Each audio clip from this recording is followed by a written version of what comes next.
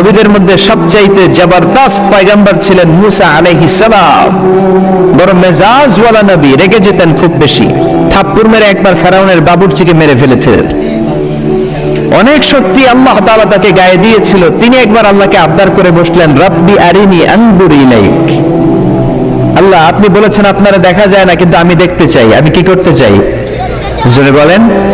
আল্লাহ বললেন, লান তারানি, never you can see me, never you can see me. তুমি আমাকে দেখতে পাবে না, কারণ আমাকে দেখা যায় না। সাইয়েদনা মুসা বললেন, আমি দেখতে চাই। আল্লাহ বললেন, দেখা যায় না। মুসা বলে, দেখতে চাই। আল্লাহ বললেন, দেখা যায় না। মুসা আলাইহিস সালাম বললেন, কথা বলেন না কেন? আল্লাহ বললেন, মুসা বললেন, আল্লাহ বললেন। মুসা বলে দেখতে চায়, আল্লাহ বলে দেখা যায় না। কিন্তু সাইয়েদনা মুসা আলাইহিস সালাম ছেড়ে দেবার পাত্র নয়, হেরে যাবার পাত্র নয়, পিছু হটার পাত্র নয়। মনে যেটা উঠেছে আদায় করার পাত্র হলো মুসা, ঠিক কি না? উনি বললেন, রব্বি আরিনি আনজুর ইলাইক। আল্লাহ, আপনি আমারে দেখা দেন, আমি দেখতে চাই। আল্লাহ বললেন, লান তারানি, never you can see me. ওরে মুসা, এই বায়না ধরো না, আমারে তো দেখা যায় না। এই পৃথিবীর চামড়ার চক্ষু দিয়ে আমাকে দেখা যাবে না। মুসা বললেন, আমি দেখেই ছাড়ব। আল্লাহ বুঝাতে পারেন না, মুসাও ছাড়েন না।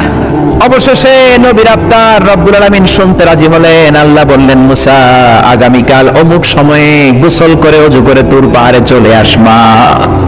তুমি যখন দেখতেই চাও, আগামীকাল তুর পাহাড়ে চলে এসো। সাইয়েদনা মুসা আলাইহিস সালাম তুর পাহাড়ে চলে এসেছেন, কারণ ওনার ফিলিংস আমাদের ফিলিংস একরকম নয়। আমরা কি আল্লাহর কথা শুনি? জোরে বলেন। কিন্তু ওয়া কাল্লামাল্লাহু মুসা তাকলিমা, উনি আল্লাহর কথা শুনতেন। তো ওনার চিন্তা হচ্ছে, যার কথাটা এত সুন্দর, না জানে উনি দেখতে কত। সুবহানাল্লাহ বলবেন না? আল্লাহ বললেন, মুসা, আগামীকাল আসো, তুর পাহাড়ে আসো। সাইয়েদনা মুসা আলাইহিস সালাম তুর পাহাড়ের উপর চলে গেলেন। আল্লাহ বললেন, মুসা, এটা যেন তেন কোনো খেলা না। আবার তোমারে জিজ্ঞেস করতে চাই, আসলেই তুমি দেখতে চাও কিনা? মুসা আলাইহিস সালামের এক কথা এক দাবি, দেখতে চাই। এক কথা এক দাবি, সেটা কি?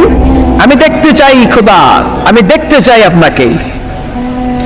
আল্লাহ বললেন, মুসা, এটা সাধারণ খেলা নয়, এটা বিপিএল এর খেলা নয়, এটা আইসিসি নয়, এটা ফিফার খেলা নয়, এটা মুসার সাথে বিশ্ব গভর্নমেন্টের খেলা, ঠিক কিনা?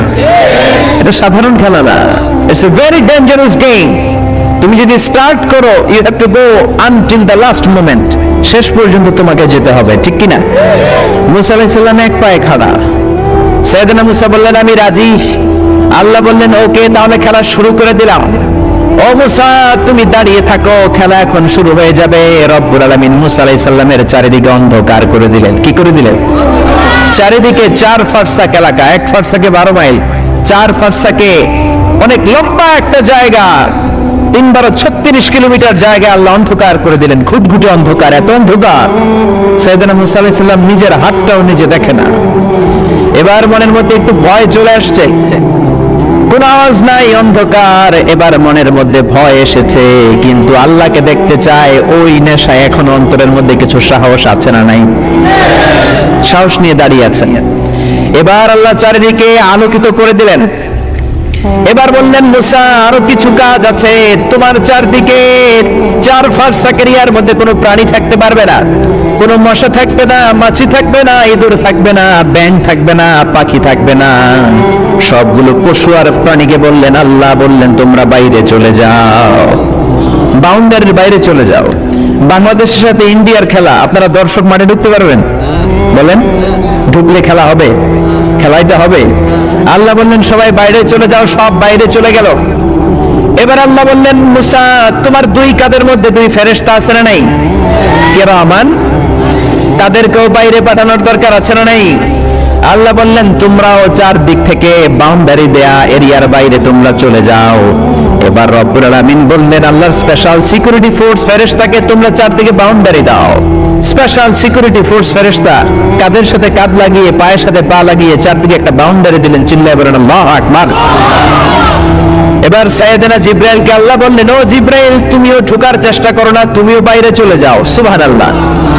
সাইয়েদনা জিবরাইল বলে, আল্লাহ, আমাকে তৈরির পর থেকে, আমাকে রূহ দেওয়ার পর থেকে আজ পর্যন্ত তোমারে আমি দেখি নাই। সিদরাতুল মুনতাহা হলো আমার লাস্ট বর্ডার। ওই বর্ডারে কান লাগিয়ে তুমি যা বলো শুনি, ওই কথাগুলো নবীদের কাছে পৌঁছে দেয়, এটাই আমার ডিউটি। আজ পর্যন্ত আমিও তোমার